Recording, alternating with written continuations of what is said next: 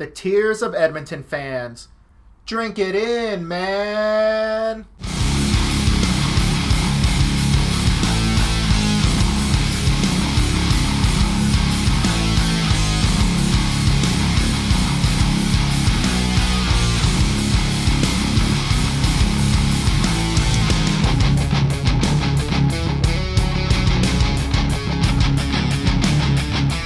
And the Ducks show up for 35 minutes and win Game 4, baby. Woo! Woo! All right, so what can you say about Game 4 besides an emotional roller coaster all from start to finish? All right, so let's get started in the first period where the Ducks did not show up. And I'm not exaggerating because honestly, with how slow they were moving, it honestly looked like Edmonton was out there by themselves. John Gibson is like the only reason the Ducks were even within 2 goals at the end of the first. About midway through the first, Getzlaf is just stick handling the puck, and McDavid actually picks his pocket and steals the puck and gets a grade A opportunity on Gibson, who makes a save and keeps the game scoreless at that point. However, it wasn't until the later stage of the first period where Edmonton finally broke through and got on the board while on the power play. And of course, it was scored by everybody's favorite Oiler, Milan Lucic, aka Big Bird, aka Piece of Scum. Quite an easy goal, honestly. Eberle didn't do anything pretty with it, just brought it down from the point down the right side and just put it on net, which happened to get a weird bounce. And Lucic just made a quick spin and got it up over Gibson's pad. And they're up 1-0 early. I just wish the Ducks would do a little bit better job of clearing the zone. Too many Edmonton bodies in front of Gibson. It was an issue in the Calgary series, and it continues to be an issue in this series. So that first goal pissed me off quite a bit. Obviously, we're down 1-0, but not only that, it's to Milan Lucic. Ugh, fuck that guy. And now on to the second goal scored by Edmonton. So what can you say about that second goal? Oh, I'll tell you something. Josh Manson. Why do you do the things that you do, Manson? Enough! Manson's in the neutral zone, chasing a puck right along the boards and the benches. He has a clear advantage on the Edmonton skater, and somehow just whiffs it, and it leads directly into a 2-on-1. But not just that, not just a 2-on-1. A 2-on-1 with Draisaitl and McDavid, leaving Theodore high and dry on his own on a 2-on-1. Draisaitl puts up the shot and bounces right off of Theodore. And fortunately, I'm like, all right, cool. He got the bounce off. We're going to get this. It's good. Nope. There's Connor McDavid to roof it in, get the rebound, and he roofs it in. And now 2-0, all thanks to a breakdown in the neutral zone by Josh Manson. If you couldn't tell, I'm not the biggest Josh Manson fan. So now down 2-0 at the end of 1. All the worst things are going through my mind. The Ducks are probably going to continue to suck and blow this game, lose like 5-1.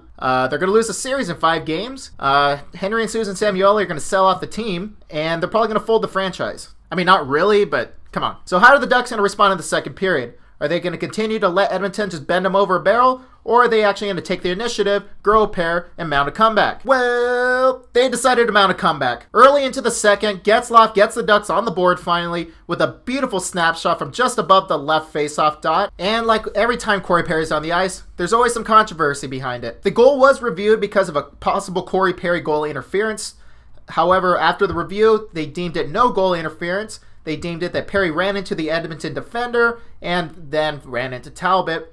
So the Ducks finally caught a break, and it was 2-1 Edmonton at that point. So at this point, I can definitely see a huge change from the second period Ducks to the first period Ducks just in the first 3 to 4 minutes. And after the Getzlaf goal, a few minutes later, Josh Manson is leading the rush down the right side, and he just sauces it in to the left corner for Rickard Rakell. Rakell and Perry play a little bit of tic-tac-toe behind the net, passing it back and forth to each other to create some space, until finally Ryan Getzlaf, just to the right of Cam Talbot, was able to get the puck and make a beautiful pass to Rickard Rakell, who flipped it back around, and he got it up and over the pad just barely, and the Ducks are now tied 2-2, baby! Woo! After that abysmal first period, the Ducks finally showed up, and they pretty much put on a 20-minute power play clinic out there. And then the real foot into Edmonton's ass came. And now with 5 minutes left in the second period, Sami Vatanen's leading the rush down the right side of the ice. He finds an open Rickard Rakell right in front of the net, feeds him a beautiful pass, and Rakell puts it up on net. Talbot makes a huge save, and Ryan Nugent-Hopkins there to clear the puck. And fortunately for us, he hesitates a little bit, and then Ryan Getzlaf just comes in and puts the Ducks up 3-2. And at this point, I'm just like screaming my head off. I'm jumping up and down, and I just cannot believe the Ducks are actually growing a pair and mounting a comeback like this. It's been so long since I've seen this, and I know people are going to say, oh, they did it last year against Nashville. No, they didn't. They ended up losing. So shut up about that. But, oh man, the fight this team has right now. It's amazing to see. Ryan Getzlaf leading by example. Again, I'm eating that crow. I am so happy Ryan Getzlaf is on our team right now. Just an absolutely brilliant performance he's been putting on so far in this postseason with, 13 points now? Not bad. Only second to Evgeny Malkin.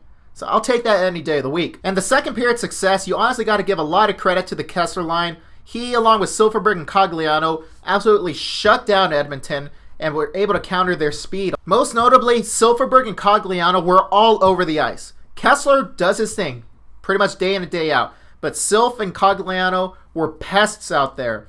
Their forecheck was strong. Their PK was strong.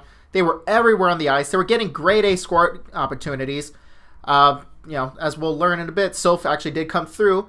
But you got to give Cogs a lot of credit too. He was everywhere. And now on to the third period, where my ass was a little puckered up pretty much the entire 20 minutes. The third period started out pretty evenly, both teams getting their chances. Nothing spectacular from either side, just filling each other out. Both sides getting some grade A opportunities. Both goalkeepers, Talbot and Gibson, again, two of the stars of the series, both on both sides, have been coming up huge, and that third period was no different. Now, a guy who really stood out to me in Game 4, and not necessarily in a good way, Antoine Vermette. So with about 4 minutes left in the game, Antoine Vermette takes an absolutely dumb-ass penalty. He gets 2 minutes for delay of game.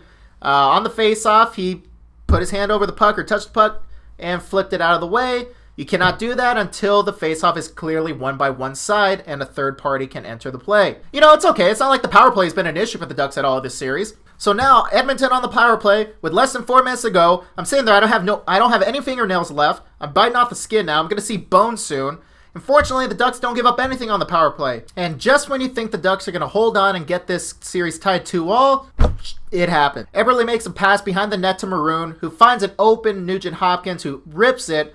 Gibson gets a piece of it, and the rebound's left right there for Katella, who buries the puck in, and now we're tied. So now every Duck fan's nightmare. We're going to overtime in Game 4, and now Edmonton seems to have the momentum on their side. This is going to be great. And you bet your damn ass it was great. The overtime frame begins with Silfverberg on the Getzlaf line, and boy did it pay off. Silfverberg chasing down Clefbaum on the forecheck into the Edmonton zone, forces a mistake as he tries to exit pass. Ryan Getzlaf intercepts that pass, and Silfverberg is left wide open in front of Talbot. Nobody near him. And Getzlaf sees him, feeds him the pass at one-timer. Bam! Ducks win 4-3 and now have tied the series 2-2, heading back to Anaheim. What can you honestly say about Ryan Getzlaf and Jakob Silfverberg? Clearly the two best players the Ducks have right now, and they get it done in overtime. They step up to the plate, and they knock it out of the park. So now the Ducks have all the momentum on their side. They're headed back home Friday night for Game 5, looking to go up 3-2 in the series, where none of the home teams have won. So we'll see how that plays out. Again, we've seen it before, but hopefully it's a different outcome. Hopefully we can finish this off in 6. But again, we got business to take care of. Let's worry about winning Game 5, and then worry about 6 and or 7. A few of the highlights of the game, though, and talking points. The first period. Wow, was that freaking awful. Like I said earlier, it did not feel like the Ducks showed up to play at all. It felt like they just picked up a couple of strangers and put Ducks jerseys on their backs and let them play. The Ducks need to play a full 60-minute game. There are no excuses for coming out that sloppy and that unprepared. I mean, thank you, Randy Carlyle. Jesus, I never thought I'd actually say that. Thank you, Randy Carlyle, for putting your foot so far up their asses and getting them in gear, because whatever you told them, whatever you did, it worked. Something that's yet to work, though, is the special teams play. The power play has been absolutely abysmal. The PK has been no better. Right now, the Ducks are killing only 67.7 overall in the playoffs, worst among the remaining teams left, and they're only scoring at a 17.9% rate. So if the Ducks really want to clean things up, if they want to build on something, let it be the special teams play. We got to kill those penalties. Again, we've given up a power play goal in every single game so far this postseason. That needs to change. And we got to start scoring. I mean, with Vatanen back, with Fowler back, Theodore there, you would think we'd be able to score at will on the power play. But so far, no. It just frustrates me to no end to see the Ducks committing stupid penalties, and then they can't stop it. Edmonton is too powerful of a power play to continue to give them all these opportunities. They're going to score. They're scoring now. I mean, it's not like they're not doing anything. You got to stop it. You got to cut out the penalties. Now, overall, for my 3 stars of the game, third star, I'm going with Leon Draisaitl, who picked up 2 helpers in the game for Edmonton. He's continuing to take advantage of the McDavid line right now, with Kessler focusing mainly on Connor McDavid and his line. That's leaving Draisaitl open to do a lot of things, and he's doing a lot of good things. That needs to stop. Ducks, you need to shut him down too. Not just McDavid. Everyone. And my second star of the game goes to Silfverberg. Mr. Malfoy picked up the game-winning goal in overtime, but he was a pest all night long. Everywhere you looked, he had the puck or he was chasing down the guy with the puck. It felt like he was on the ice all night long. And this might sound like a broken record, but number 1 star of the game is going to the captain. Ryan Getzlaf picked up 4 points on the night, 2 goals and 2 assists, including the assist on the game-winning goal by Silf. God, Getzlaf, just keep it up, man. Keep it up. So overall, the Ducks got to feel good, tying the series 2-2 after dropping the first 2 in Anaheim. Hit the reset button, and now it's a best of 3. Take care of business in Game 5 and finish it out in 6, please, because I cannot take another Game 7. One thing I want to see in Game 5 change a little bit, possibly, are the hits. The Ducks notoriously out-hit their opponents, unless it's the Kings maybe, but they were out-hit 37-22 by Edmonton in Game 4. But, I mean, they picked up the win, so maybe they don't need to increase the physicality. Maybe just stay smart. Don't go just for the hit. Go for the puck. Go for the play. And good things will happen. But keep an eye on that in Game 5. We'll see what the physicality level looks like. All right, so let me hear from you guys. What do you guys think about Game 4? Go ahead and leave a comment down below. Let me know what you liked, what you didn't like, what you think needs to be improved, and how you want the Ducks to respond going into Game 5. How are you feeling? Are you pumped? Are you nervous? A little bit of everything? I want to know about it. So go ahead and like the video and subscribe if you really like it. And be on the lookout for my Game 5 recap due out Saturday morning at some point. And again, keep painting it orange out there, folks. Let's go Ducks.